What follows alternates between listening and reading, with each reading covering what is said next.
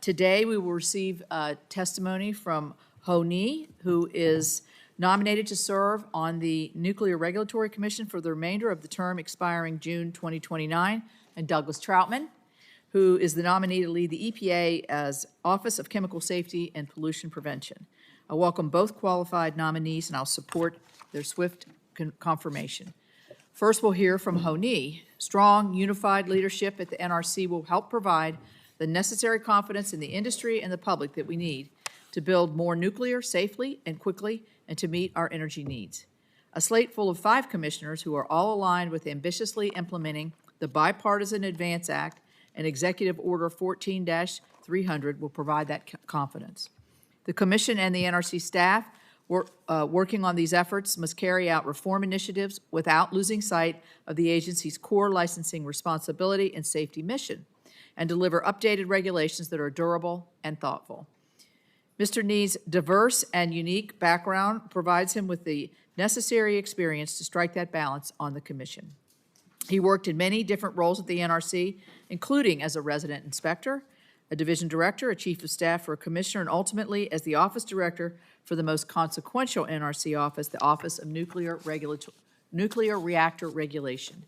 In addition, he's had 2 stints at international nuclear organizations, the International Atomic Energy Organization, and OECD's Nuclear Energy Agency. Mr. Ni has also led a large nuclear utilities regulatory affairs program. Most recently, he was detailed to the Institute of Nuclear Power Operations, the nuclear industry's own safety watchdog. Today, we will consider the nomination of Doug Troutman to serve as Assistant Administrator for the EPA's Office of Chemical Safety and Pollution Prevention. This office is central to how our country regulates chemicals, protects public health, and sustains American competitiveness in critical industries. If confirmed, he will inherit an office with well-documented problems and high stakes for the country in successfully addressing them.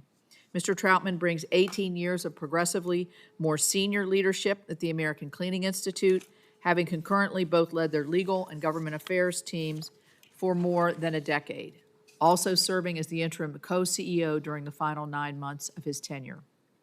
I'm confident that Mr. Troutman's legal and regulatory experience has prepared him for this role. The current chemical safety system buries new, often safer innovations under years of scrutiny and restrictions.